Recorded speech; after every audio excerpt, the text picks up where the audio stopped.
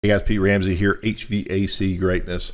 So I got a call today. Actually, I was following up with a customer that I used to work with. He's in a depressed market, and it confirmed our suspicions. It's coming. It's arriving. It's here. I've been telling you this economy's on the slide for years. Well, it's now starting to kick in. We've got some tough times coming. You had better prepare your company now. Okay, now. Make the investment now and fix it before it's too late. And here's what we found out. He's saying that his installs replacement is drying up, and he's spending a lot of time doing service, and he's having to make that money up. Well, I got news for you. The GP in replacement is way higher than it is in repairs. Why? Well, because most people use service at a bit of a break even, or even not an overly profitable department. And let the installation department carry the overhead. Let me show you an example here. So looking over here at this particular fictitious company, a total overhead of 1.559 million. This is all relative, guys. If you're just a one-man operation, the same applies. They're expecting the installation department to pick up over half of the overhead. Okay, and then a meager 31% over in the service department, 10% over here. And it looks like a little 20% they do in commercial work. Okay. When your installation department is no longer 70% productive, meaning billable 70% of the time, because you're getting less work and you're having to send installers home, or you're having to send them over to do other things, guess what happens? This money here for the installation department doesn't get paid.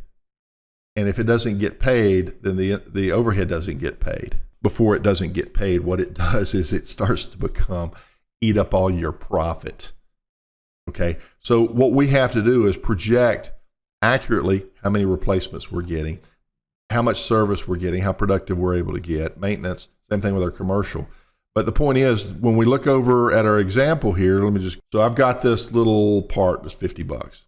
And in this particular company, I've got my sales tax in there. I've got my credit card in there, a little bit of contingency, warranty. I waive my diagnostics, so I build that expense back in, which is pretty much just my burdened labor in this particular case. And I pay them full time, so I'm paying them hourly. There's other options on that, but look at my break even. $525 for a $50 part that takes me 1 hour, right? That means a final selling price of $588. Well, guys, if that's what it is, that's what it is. And so here's what we're going to see.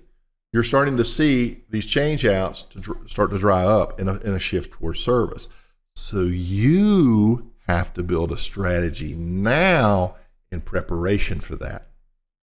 How do you do that? Well, you can go with the flow and be known as the repair guy, pretty good strategy, or you can be known for the type of company that the high-end customers that will continue to do replacements even during tough times, that they will go for, that they will choose, that they will see as the better choice for them, the safe, low-risk choice. How do you do that? You had better be branded professionally. And I know many of you just spent all that money on that new wrap. You better pull it off, and this time put your strategy in the concept of your brand. Let me show you here. When you're looking at companies out here that are just heating and air, and they don't do something like Repair Bear here, that's what he's positioned himself as, a repair specialist. Dr. Heat Pump, he is the heat pump specialist, right? And by the way, guys, click over this, and these guys, they'll tell you their sales. Let me mute him here. But So this is one guy talking about his rebranding. Here's another guy talking about his rebranding. Here's another guy talking about his rebranding. Guys, it does make a difference, okay? And that's my point. So when you're over here, you're going to have to look at the numbers. But in order to get the numbers, you're going to have to get the sale. In order to get the sale, you're going to have the trust. In order to have the trust, you're going to have to get the conviction and the interest. And they have to be able to see you as the better option. You see, you are replaceable. I can get that train system from any other heating and train dealer in your market. You are replaceable until you're irreplaceable. That's what the branding is going to do for you. And it doesn't stop there. So if you're going to build a foundation to get you through what's coming, what you are focused on is a body of faithful, loyal, well-paying customer base that trust you not to abuse their trust. That's why I've always said I hate the selling tactics, the manipulative things that are done to get that sale, right? Hustle, go get that money. Okay, build something on integrity. Most of you guys who subscribe here, you guys are cut from a similar cloth, and you don't like that kind of stuff anyway, right? Well, all the better. What if you packaged yourself, you communicated yourself, your processes supported, the experience delivered the fact that you are the best choice, that you're honest and you're transparent, right? What if you're perceived as the company that is lowest risk? Maybe you pay a little bit more to have this company come out, but we don't have the risk of getting less than what we need. I can't afford to do this twice, not during this economy. I'm going to pay once, and I'm going to pay to have it done right. That is your ideal customer. Unfortunately, a large part of the segment, they're going to fall into rolling the dice and going with the cheap guy. And they're coming out of the woodwork. Get your professional packaging done now, because people are not going to be able to afford it in the future to the level that they are. So getting you up into that position for the right reasons, not because you went with mega design company, okay, who has brought you into the market as something totally shocking and different. Good. That was fine back 10 years ago, 15 years ago, but not anymore. I mean, it helps get the attention, but you had better be able to attract them beyond just their eyes turning in your direction. They need to see something compelling, provocative.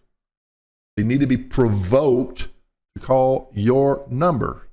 And it's usually for personal reasons, not because you're so pretty and shiny and you have a cool name and cool colors. It's not enough. I mean, it's an important piece of it, but it's not enough. Who are you in the market? What are you to be known for?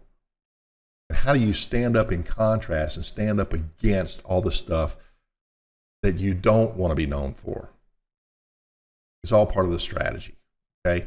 Get your stuff together, make the investment, and start getting ready as things shift towards repairs, unless you have the strategy to take advantage of that shift and focus into more high-end, specialized equipment replacement like Dr. Heat Pump, right?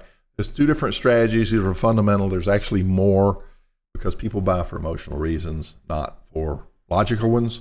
We have to factor that in. Today's game is highly psychological, and everything that we do must make sense at that level in here. All the things that you're trying to sell them on all the logical reasons are going, this is what makes the decision. I've talked about that a gazillion times. Pete Ramsey here, HVAC Greatness. Let's get it. It's time. It's coming. It's here. It's coming to a town near you.